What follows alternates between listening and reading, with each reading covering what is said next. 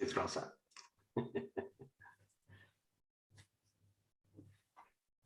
Okay, I think we can start.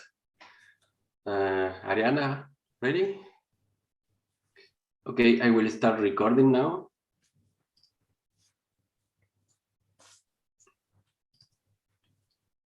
So, good morning, everybody. Welcome to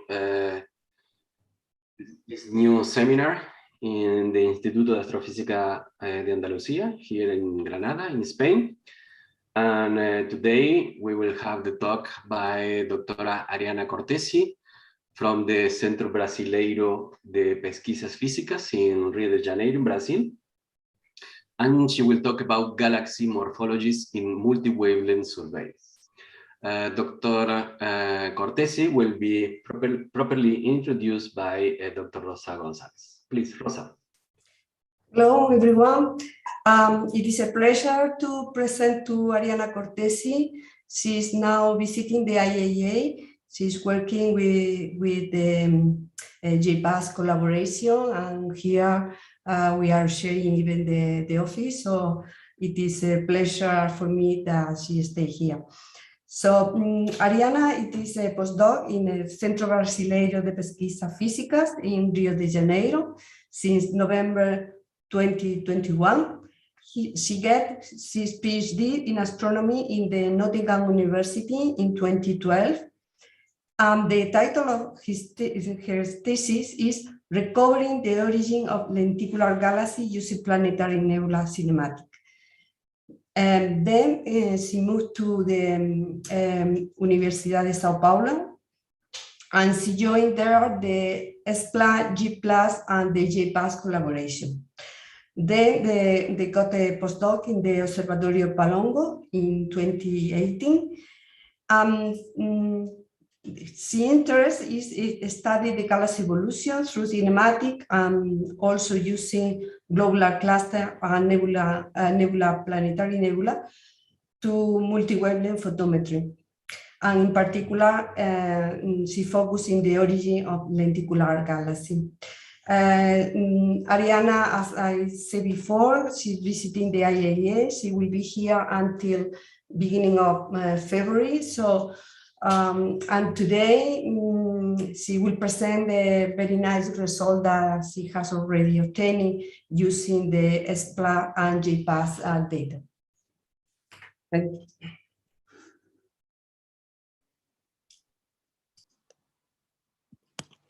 Okay, thank you very much.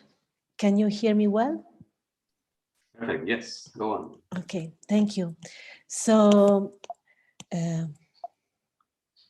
okay, this work has been possible only through the collaboration with several people that I'm listing here, and also with all the S+ and Jpa's collaboration. So I wish to thank all the people that have been working with me during these years. And in this talk, I'm gonna give a short introduction about morphology and how we can use multiband data to recover galaxies' morphologies. I will present the two methods that I will mostly use during the talk, that are GALFITM and Morfometrika. And then I will present results about the S+ survey using deep learning assessment of galaxy morphologies. That's a work I did in collaboration with Clécia Dibom, that's my supervisor now at the BPF. and also identifying lenticular galaxies in S+. That's also work we are doing in collaboration with Jefferson Lucatelli, Fabrizio Ferrari, and the morphology group in S+. And then I will present some preliminary result in the comparison between S+ multi-wavelength data and the Illustris TNG simulation, again to recover the origin of lenticular galaxies. I will then move to JPAS and present preliminary results that we have obtained with the mini JPAS data, both for well-resolved galaxies and also for a larger sample of smaller objects. That's the work I'm carrying on now here at IAA. And then I will carry out some conclusions. So as we know, galaxy classification schemes are, there are several of them already produced by the astronomical community. The most famous one, and probably the first one, has been the Hubble classification scheme. That's possible to see here on the top left, next to a picture of Hubble smoking a pipe while looking at a silver plate representing a galaxy. And they show elliptical galaxy on the left, going toward always more elliptical shapes. And then on the right, there are spiral galaxies, which can be barred and unbarred. And in the middle, the lenticular galaxies. This morphological scheme has been incremented during years, for example, in the Hubble devacular diagram, where the presence of ring and also of irregularity in the galaxy morphology or the absence of the bulge has been started to be used. And then also the Morgan and Yerkes classification scheme wanted to include the characteristic of the spectral type, dominant spectral type in the galaxy, as well as the inclination to the morphological classification. And it is possible, as is shown here on the bottom right of the slide, to use a number to represent the Hubble stage that goes from -6 in here to 11, where generally negative number correspond to early type galaxies. Lenticular galaxies tend to be around 0, and then positive number correspond to always more developed spiral galaxies. And there is a connection between the morphology of a galaxy and its kinematics, as shown here in this plot from Falcón Barroso et al. 2015, where the specific angular momentum, lambda, is shown against the ellipticity of the galaxy. So lambda is a proxy for kinematics. That's basically the rotation divided by dispersion velocity of stars within the galaxy, and is a measure of how hot is a galaxy.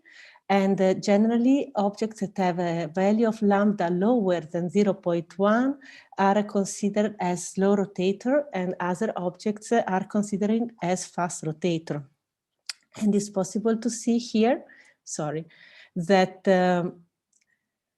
when we compare with the ellipticity and we color code the galaxy according to their Hubble type, elliptical galaxies tend to be slow rotator generally.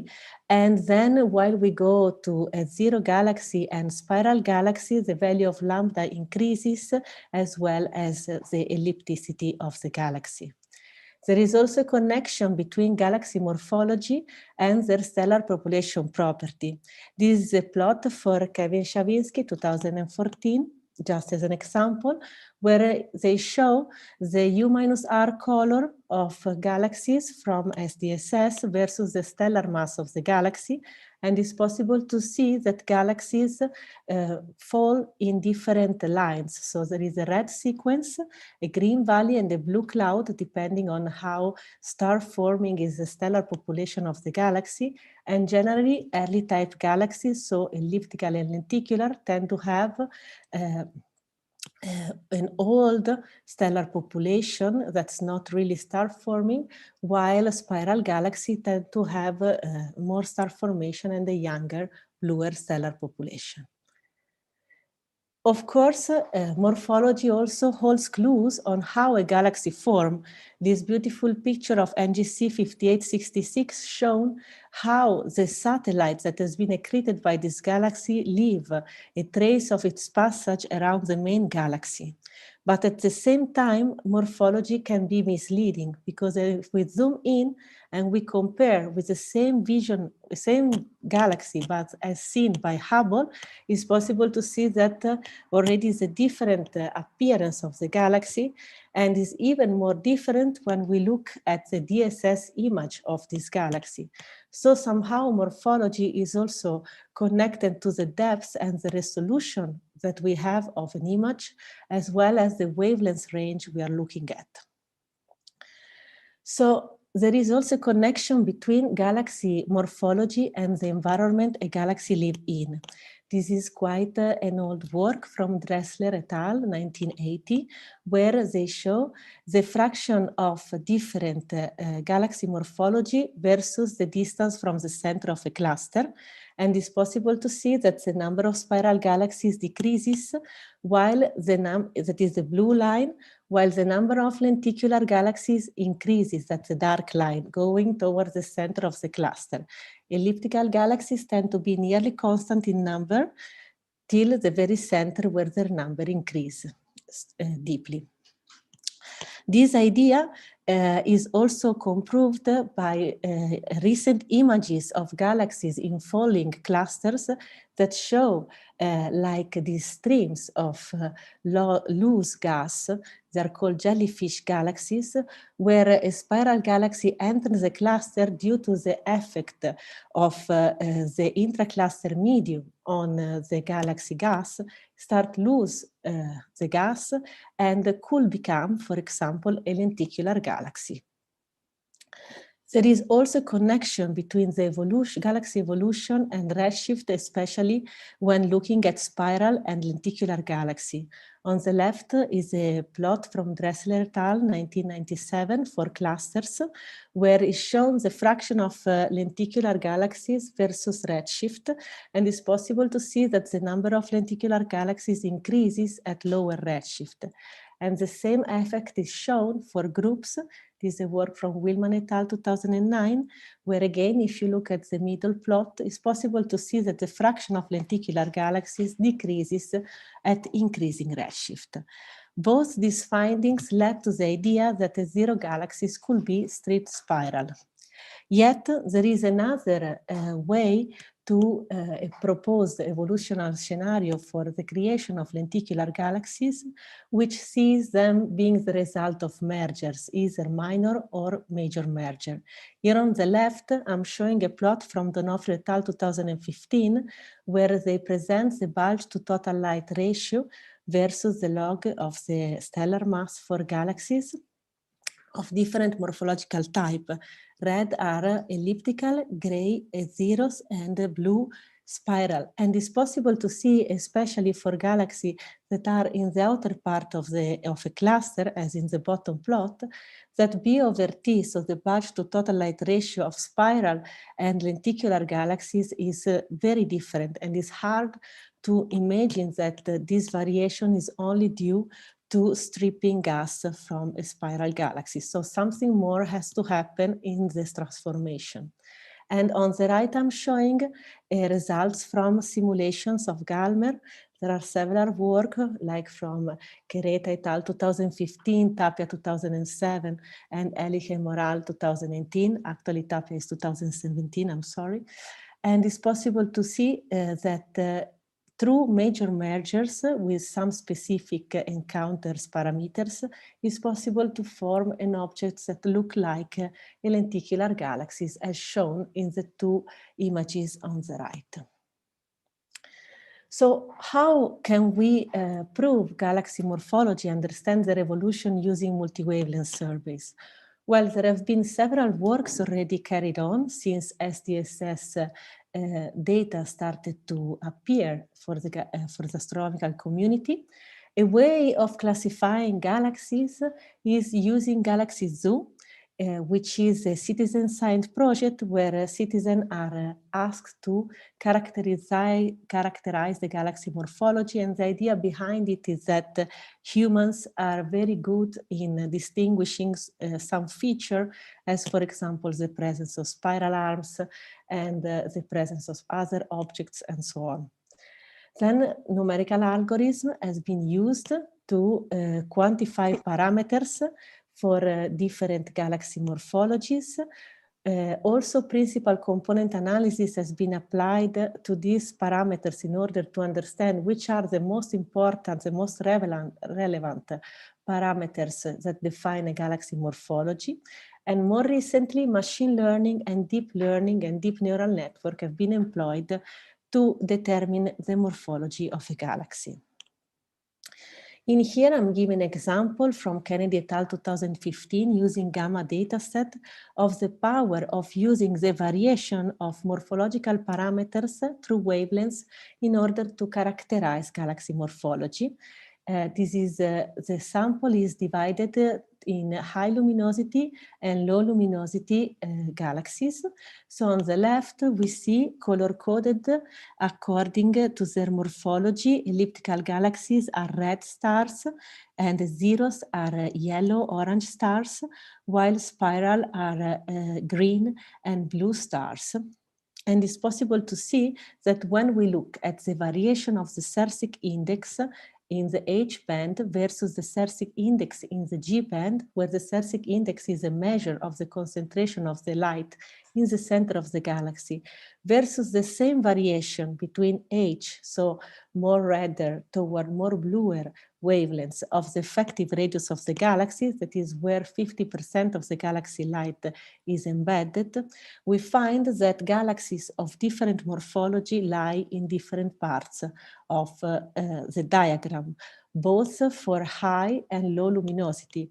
It is interesting to see that for low luminosity, this tendency is even more abrupt than for high luminosity galaxy.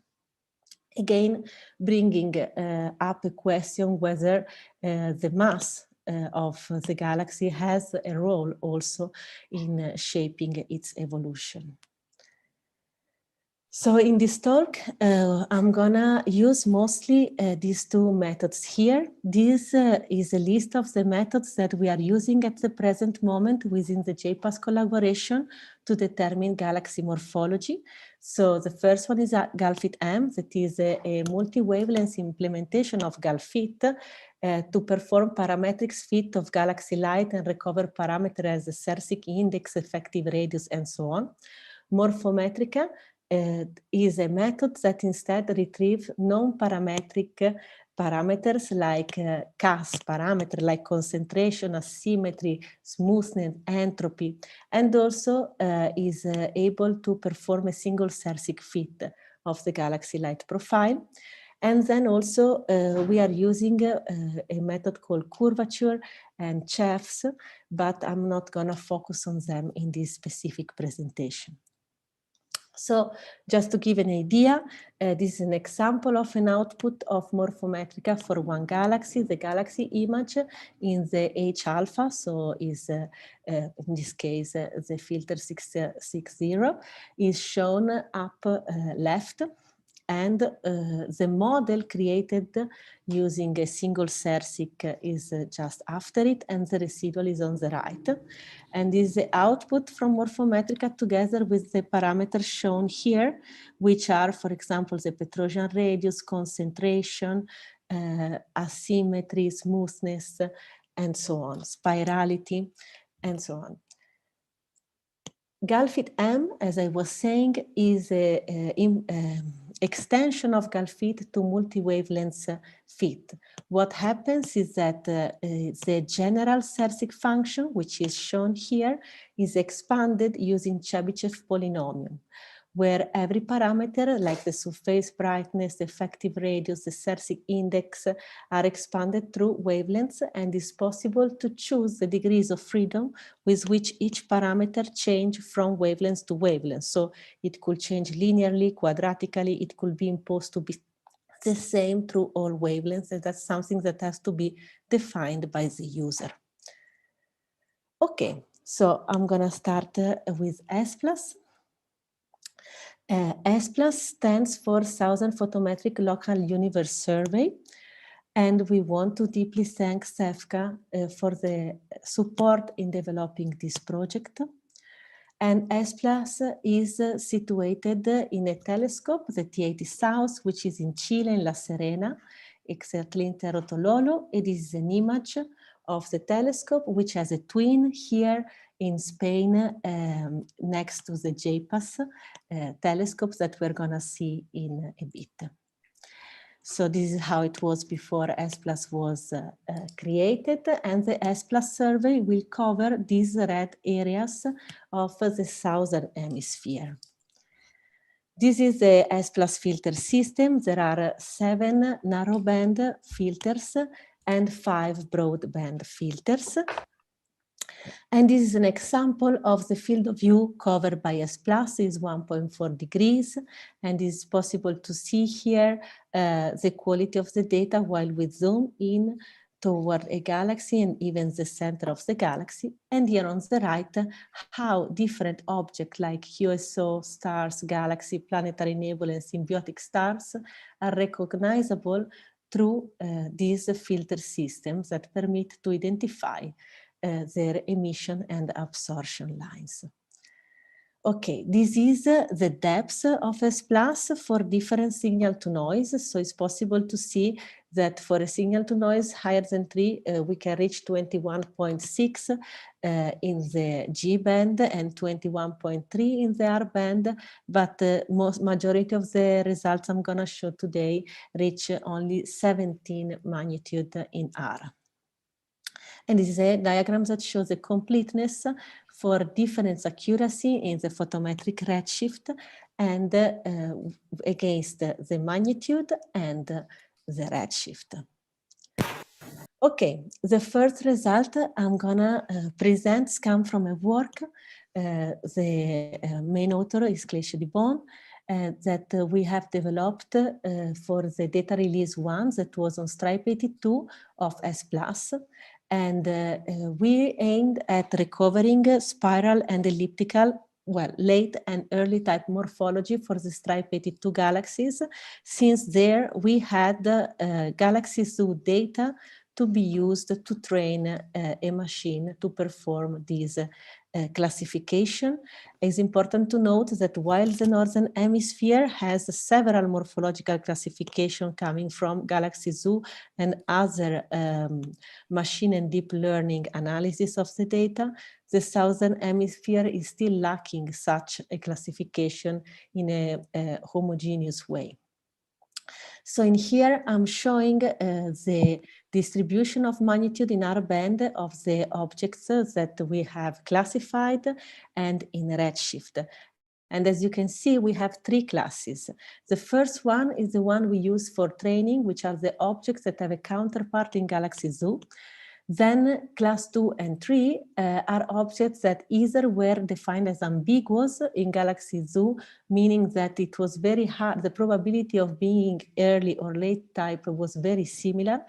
And class 3 are objects that were not present in Galaxy Zoo due to a different coverage of stripe 82 in the 2 surveys. This is an example of an elliptical and spiral galaxy as seen by S+.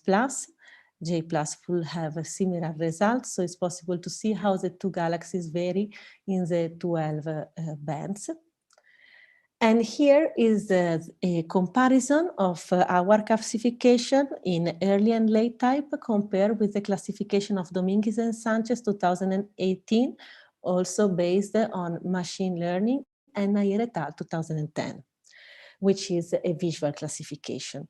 It's good to see that the numbers are very different. So we have way more objects in common with Dominguez and Sanchez than with Nair et al. But in both cases, it's possible to see that for the 3 classes, training, ambiguous, and not present in Zoo, we have a good match. So this is a T-type, as we were seeing before. So elliptical early type galaxies are supposed to lie in this part of the diagram, while spiral galaxies should be in this other part of the galaxy, of the diagram. And in here, I'm highlighting where lenticular galaxies are. So there is a different use of T-type in Dominguez and Sanchez and Nair. Dominguez and Sanchez classifies as a zeros when the T-type is 0, while in Nair is a broader range of T-type.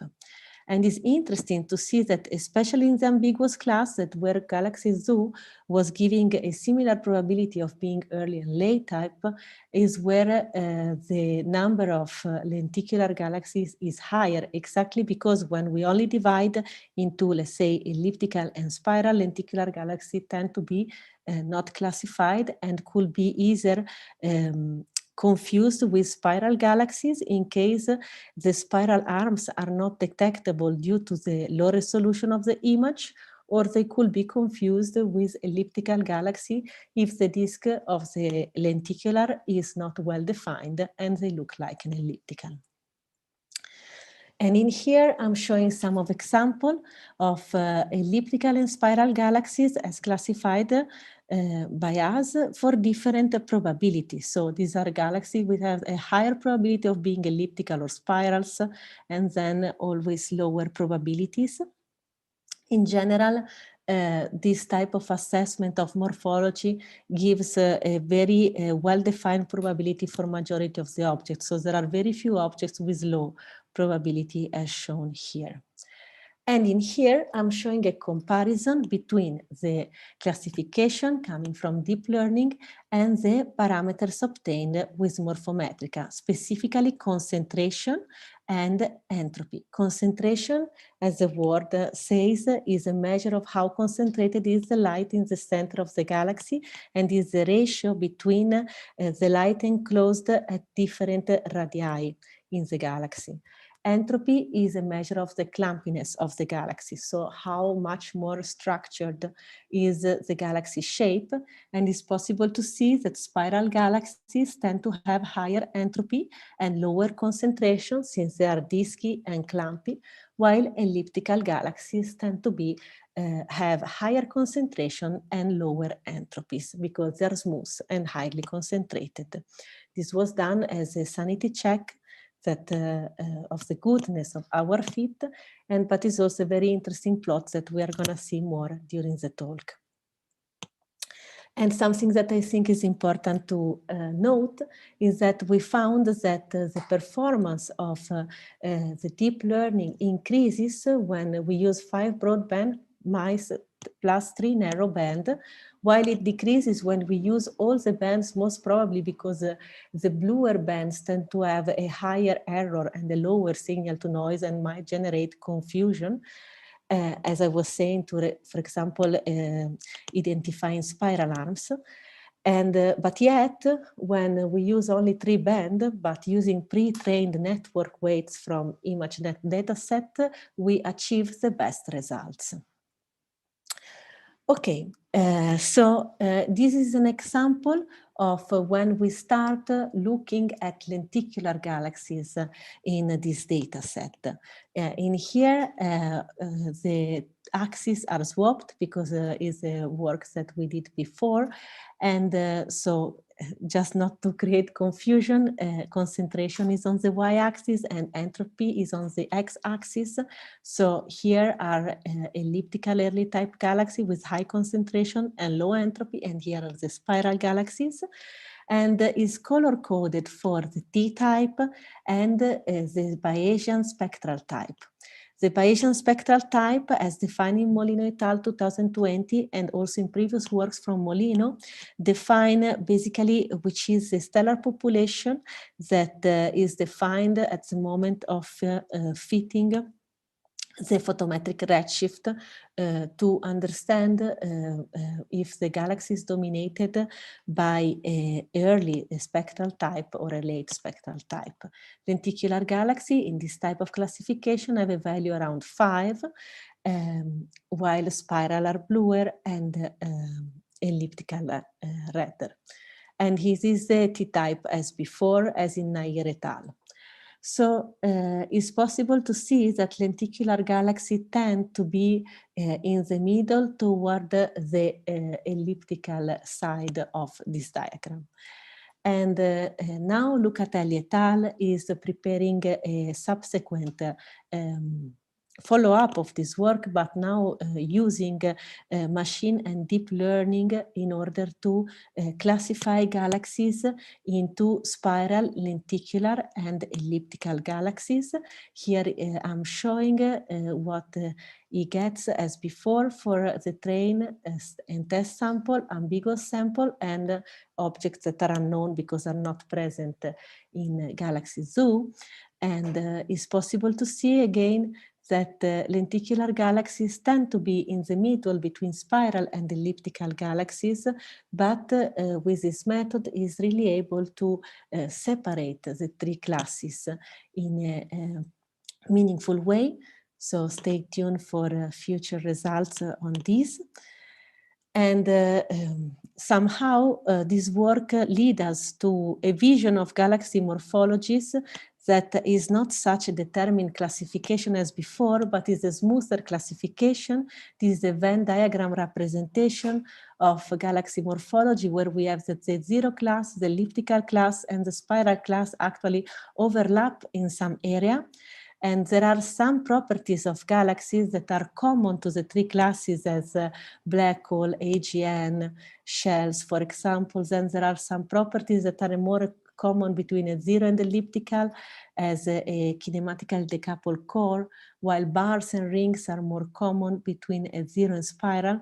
But just to somehow highlight the fact that there is a strong dependence on the data in our ability of classifying galaxies, and that we have to be aware of this when then we use this classification to derive conclusion on galaxy evolution.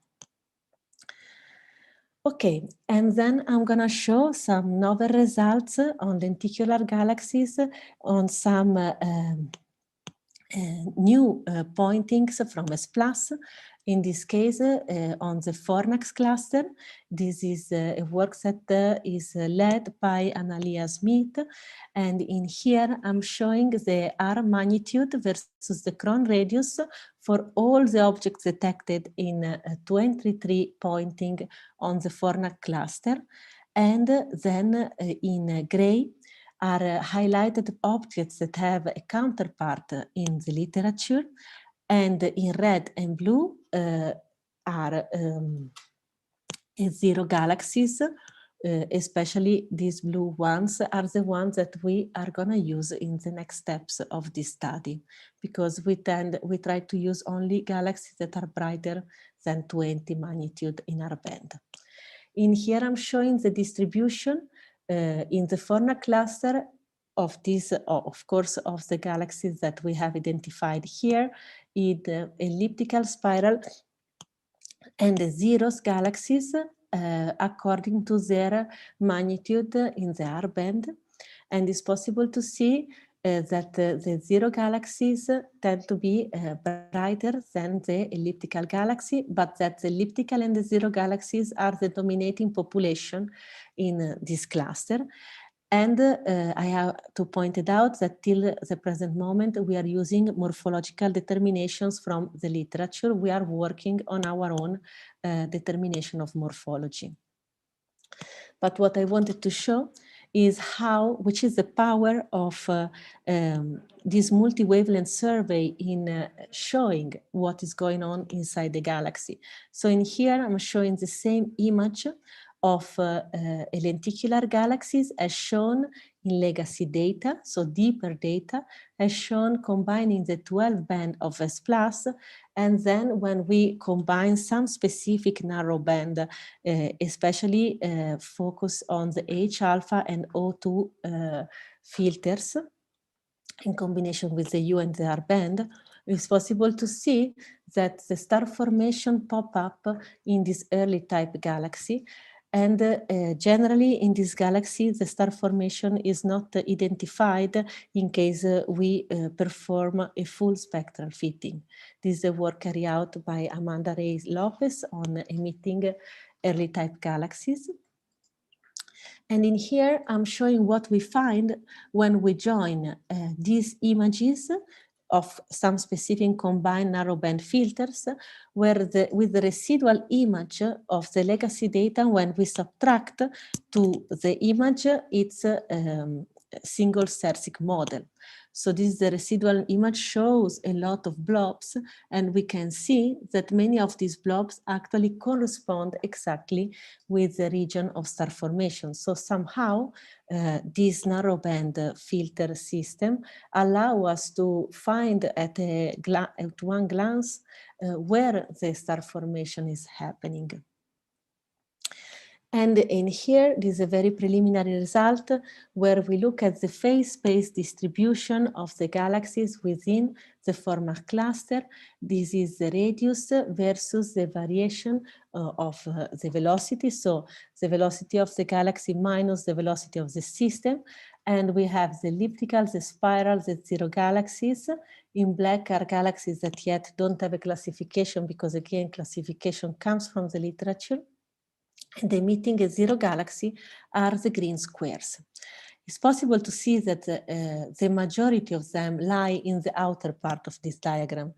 This diagram, in fact, is used to understand how long ago a galaxy fall in the cluster, and also trying to understand if they are backsplash galaxies. There are several works that exploit this type of diagram to understand the formation, the build-up of the cluster itself. This is a very preliminary result, but we think that might be that these emitting at zero are actually just entering the cluster, and somehow the emission is related to the effect of the intracluster medium on the galaxy. Okay, and as a final work from S+, I'm gonna present something we are doing, trying to compare data from S+ with the Illustris TNG simulation, again, to recover the origin of lenticular galaxies. So I point out that there are some other two similar work, a work from Dili et al. 2021 using SAMI data, that also did something very similar to compare Illustris TNG data with SAMI data and find the path of formation of lenticular galaxy, and the work carried out from Professor Yara Jaffe and Diego Pallero, in this case using kinematics and Muse data. So in this case, we took two lenticular galaxies observed with S+ that have also a counterpart in the Jpa survey, so that we have a deep understanding of the galaxy kinematics, photometry, and stellar population. And then we took parameters coming both from Morfometrika and the S+ pipeline, so color and shape of the galaxy, in order to identify zero analogs in the Illustris TNG, and we found 51 zeros analogs. It's important to underline here that we didn't use any information coming from kinematics. Then we inspect all the images of the simulated analog of a zero galaxy, and we found that 34 are actually not presenting spiral arms, but they are smooth objects really looking like lenticular galaxies, while 17 have either blobs of star formation or spiral structures, or they show interactions. So among these 34 zero-like objects, we identified our two favorite lenticular galaxies. Actually, the one that mostly resemble the S+, like the observed lenticular galaxy. So this is the simulated, and this is the observed lenticular galaxy. And we recover its merger tree. So this diagram is a scheme of what we did. We took a galaxy, we used the morphometric measures to find its analog in the Illustris TNG simulation, and here we can see its evolution with redshift. So this is the redshift from 3 till 0, and this is how the star formation changed, as well as all the mergers that the galaxies went through. And the merging objects have a size, the symbol is proportional to the mass. So it's possible to see that this galaxy had very few minor mergers during its formation, not a major merger, and that the last significant one was around redshift 1. This is the same plot, but now showing the mass of the gas. So it's possible to see that in the most recent epoch, the gas quantity in this galaxy decreased sharply. And then we try to understand how the baryonic mass varied with redshift. So it's possible to see here that the baryonic mass increased with redshift, but then decreased. And when we separate the stellar mass from the gas mass, it's possible to see that the majority of like who is actually leading this behavior is the mass gas. So the idea is that something happened at around redshift 1 to this galaxy that took away its gas that could have been either environmental effect or black hole feedback, and something that we are studying at the present moment. And now I'm gonna move to the Jpa survey. So what I've shown till now has been done using 12 band, 7 narrow band and 5 broadband. Now imagine what we can do when we move in the realm of JPAS, where we have 54 narrow band filters and 2 intermediate band filter in the UV and infrared. This is an image of where JPAS and JPLUS actually are here in Spain. And JPAS can be thought as a all-sky IFU, since the number of narrowband filters really allow us to recover carefully the spectrum of the galaxy. And it has a larger field of view with respect to S plus and J plus, and also the data are gonna be deeper and cover around 8,600 square degrees of the northern sky. Okay, this is an image of the telescope.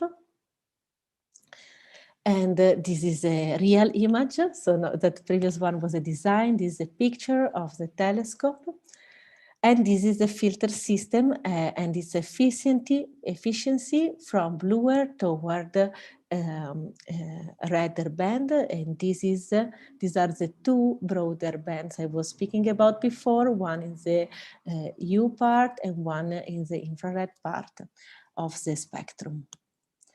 So the first data release of JPAS is called Mini JPAS and has been carried out along the IHS field. This picture shows the 4 pointings of JPAS, and in here are shown an image of the 4 pointing and then 3 zoom in of this data that clearly show the beauty of the galaxies as seen by Mini JPAS. Sorry. So this picture shows the depth of the survey against the wavelengths for the different wavelengths, and also for the narrow band and the broad band. So it's possible to see that gets deeper than S plus and J plus. And this plot shows its completeness for extended and point-like sources for the 4 different fields against the magnitude in the R band. And this is an example again on how we can characterize different objects using the JPAS filter system. So in this case, the first slide shows different stellar type and their spectrum as perceived by this spectral system.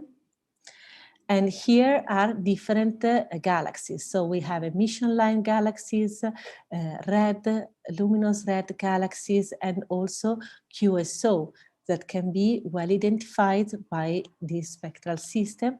And in here, the broad band are shown as squares, while the narrow band are dots.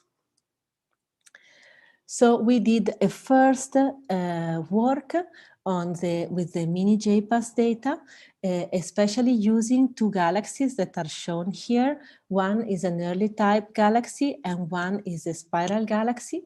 And in the plot on the right, it's possible to see how the concentration vary against wavelengths for these two different galaxies. So the spiral galaxy is square, while the early type galaxy is in circle, and they're color-coded according to the bulge over total light of the galaxy. It's possible to see that in the spiral galaxy, the value of the concentration vary between bluer and redder bands as it goes from the spiral, the disk part that has a lower value of the concentration toward the bulge, where, which tend to be redder and have a higher value of concentration. While for the early type galaxy, where the concentration tends to be more or less the same along wavelengths, we have a value always around 0.8. When we look at the bulge to total light ratio, it's possible to see that also this one varies with wavelengths, and interestingly in an opposite way between the two galaxy types. It's something that we are looking at the moment. So in here, I'm showing the bulge to disk light decomposition in these 54 narrowband plus 2 filters, here for the early type galaxy and here for the spiral galaxy. And it's possible to see in here the full model, so bulge plus disk. The open symbol is the disk, and the fill symbol is the bulge of the galaxy. It's possible to see that the spiral galaxy is generally composed mostly from the disk, that is the ones that have higher value of the magnitude, and the bulge is fainter. And this is reflected in a lower value of B over T with respect to the early type galaxy. And this type of analysis will allow us to perform an SED fitting of the two bulge and disk component with a great precision. And also, I think it's important to point out that one of the very, for me, important part of JPAS is that in the residual image, that's the image that we obtain when we subtract the model to the data, we can get some features that might allow us to identify star formation region or other particular part of the galaxy. And so to really understand what happened to this galaxy with respect with the environment and its stellar population. So we selected, let's say, a sample of big, bright and big galaxy within the mini JPAS survey, which is a cosmological survey. So field, sorry. So there are not so many big galaxies, but we have a sample of objects that are very well resolved. These two are the ones that have been published already in Bonoli et al. 2021, and these are the ones that we aim at, that actually we are fitting at the present moment in order to expand the analysis to a larger sample. But also, we wanted to create a catalog for as much objects as we can in the mini JPAS field. In here, I'm showing the Ara band magnitude of the objects in mini JPAS. In this case, I am selecting them according to the criteria in Martini-Solange et al. Paper. And here is the effective radius of the galaxy. And it's possible to see here in gray the galaxies that I just shown that we have selected, and these two are the ones that are in Bonoli et al. While in black, I'm showing the galaxies from Amigo 1001, which is a paper that is nearly submitted from Julio Rodriguez Martin. And what is possible to see is that all these objects, most of them have a radius that is larger than the PSF, but very nearby the PSF size, and that the majority of data in mini-JPAS don't have the characteristics of these galaxies I've just shown. So since I am here at IA, we started working with this larger sample of data, and we made a first selection of galaxies by choosing galaxies that have a signal to noise in the R band higher than 5, as shown here. In here, I'm showing again the magnitude in the R band versus the signal to noise. So we took objects that have a signal to noise higher than 5, and at the same time have a Cron radius higher than 6. We had a final sample of 826 galaxies, and when Morfometrika was run by Fabrizio Ferrari on them, we had 798 successful fits. So these are examples of the galaxies in this sample. And these are some first results that we obtained by combining the Morfometrika output with the output from González Delgado et al. In preparation about the U-R color and the specific star formation of these objects. So in here again, as the plot I've shown several times before, is entropy versus concentration, color coded according to the U-R color. It's possible to see that bluer galaxies tend to be where we expect spiral galaxies to lie, while redder galaxies tend to fall in the region where we expect elliptical galaxies to fall. And something very similar happens when we look at the specific star formation, where galaxies with lower specific star formations tend to be early type galaxies. So these first results are really reassuring that we are obtaining meaningful value for morphology. And the good news is that we think we can extend this analysis to 3,243 galaxies. That is a very specific number, but we have realized that we can just give as a constraint of having the full width of maximum of the galaxy divided by a PSF, typical PSF of the MI, and the signal to noise higher than 3 in the R band to obtain a successful fit. So more things are coming soon. So concluding, what I wanted to show in this talk is that the multi-wavelength narrowband survey are a very powerful tool to recover galaxy morphologies, and especially to identify, for example, where the star formation is occurring inside the galaxy.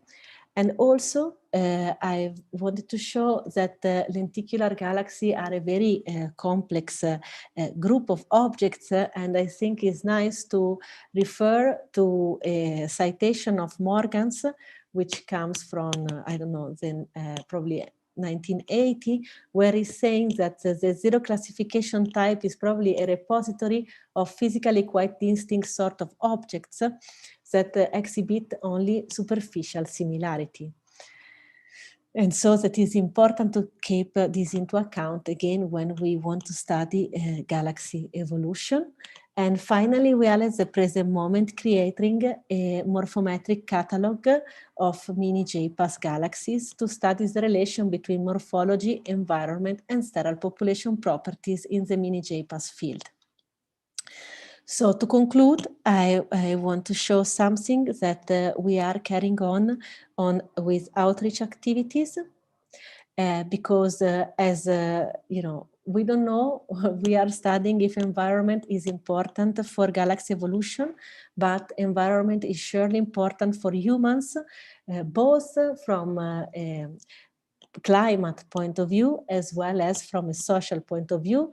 This image that I used at the beginning of the talk show a favela in Rio de Janeiro of Cantagallo, Pavão, Pavãozinho on the left, and on the right one of the biggest avenue of São Paulo, to show the diversity of environments that Brazil encounter. And we are carrying out 3 OAD IAU founded projects. The first one is called Under Other Skies, Dialogues of Different Morphological, sorry, is dialogue of different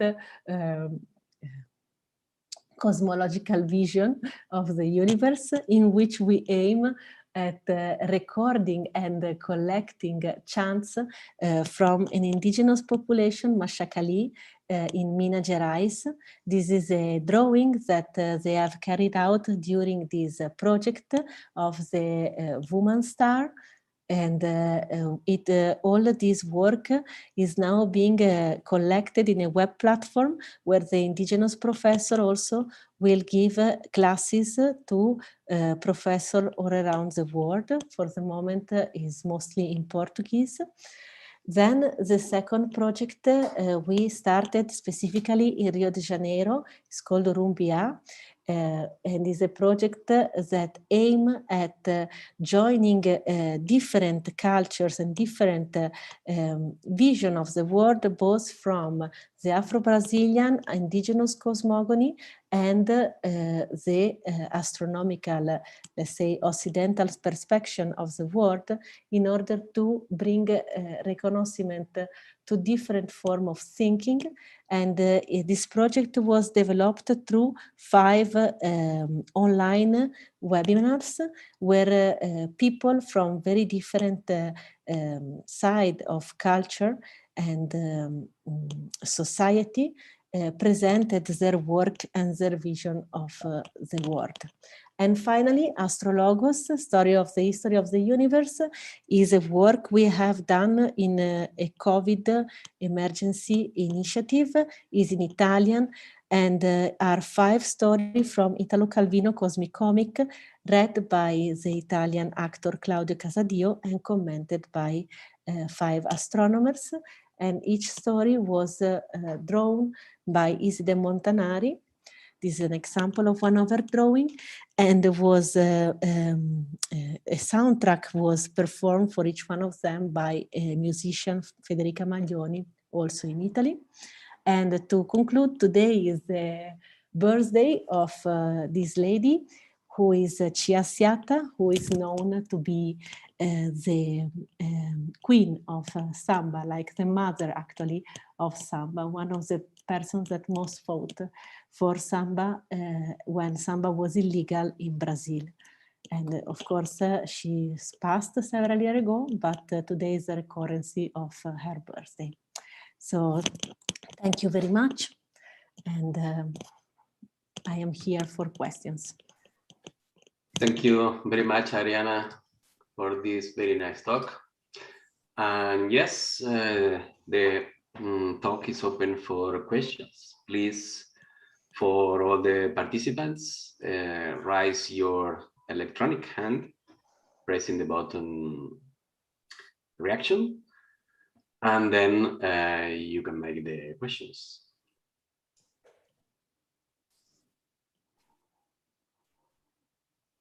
Hello. Yes, Rosa. Otherwise, Kelly has a question. Yeah, please go on. Yeah. Hello. Thank you for a very, very nice talk. I was particularly intrigued about the emission line S0 galaxies that you've seen in the Fornax cluster. I was worried about, I was wondering about the next steps you have to investigate, whether they're backsplash or whether they're sort of appearing in the cluster for the first time, and whether or not you're looking to compare with ongoing H1 surveys of Fornax. Yes. So we are, for this moment, we are both refining the morphological classification, so that to be sure that we have an homogeneous classification, because this classification is coming from the literature.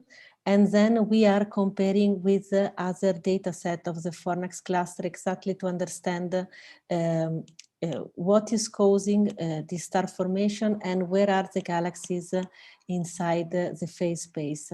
So for example, to find the backsplash galaxy. So it is one of our next steps. Thanks. Yeah, we were also very surprised to find it. So yeah. Do you have a sense for how you might separate backsplash galaxies from things that have just arrived for the first time? So there are some works that generally I refer to from Jpa et al., where they divide the phase space in different regions so that to understand where which is the stage of infall of the galaxy. But we are very welcome to suggestions. So if you have any suggestion, please. Yes, I'm happy to hear. Yeah, I think there's a lot of really exciting data coming from Meerkat, for example, on Fornax. And there are a few other H1 surveys that exist already with the compact array. And I think there's another that I can't remember off the top of my head. So it might be interesting to see which of your emission line S0s are known to have H1 and which aren't, and in collaboration with where they are in phase space, to see if you can try and separate the two. The compact array survey isn't super deep. The Meerkat one will be very deep. And so it might be something you can't do yet, but we'll be able to do in the future. Yeah. Thank you. Thanks. Yep. Okay, thank you, Kelly. Rosa, next question. Let me mute. Okay, so I have two curiosity, Ariane, related with, it was a very nice talk. In relation with the Fornax result that you have, do you have any comparison with the result from the Fornax 3D survey? I mean, because this is the similar survey to the Khalifa, where they can analyze if the galaxy has a fast rotator or a slow rotator. Did you try to compare your morphology with this classification for this cluster? Not yet, but it will be very good to do. It's something we did very recently. Maybe it's better I speak this way. Okay, thank you. And the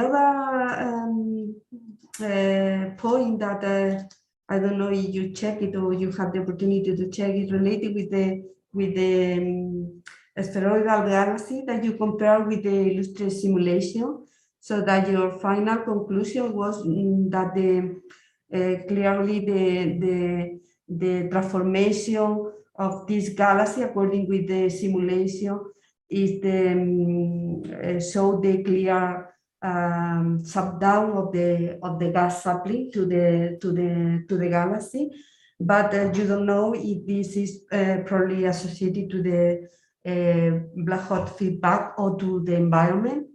So I was thinking that maybe if you analyze the galaxy and the particular the property of the galaxy, the specific star formation rate or the color, and the partial result information of the galaxy maybe can tell you if the process of transformation is more related with the black hole or the environment. Because if it's related with the black hole, I was expecting that the quenching of the galaxy has been produced from inside out.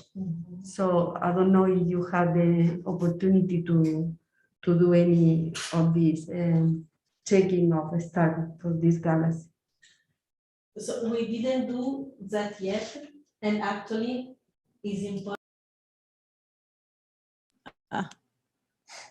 It's important to say that we only look at one. So what we aim to do is to look at the formations for all the galaxies we have we have found. So for all the zero analog, because maybe this specific galaxy was transformed into a lenticular because of the shutdown of the star formation, but it might be that other is possible to see a merger.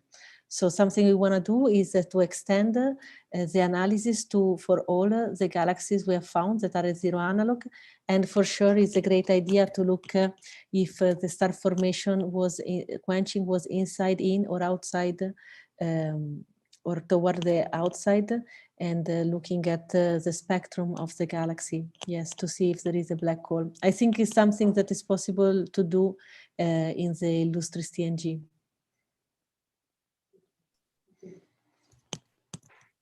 Thank you, Rosa. Any other question Thank you. to Ariana?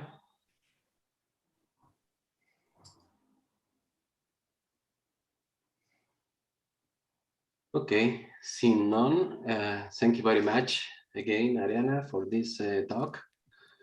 And see you all the participants in the next seminar. Ariana, Kelly give you a message in the chat if you want to read it before closing the Okay. the seminar.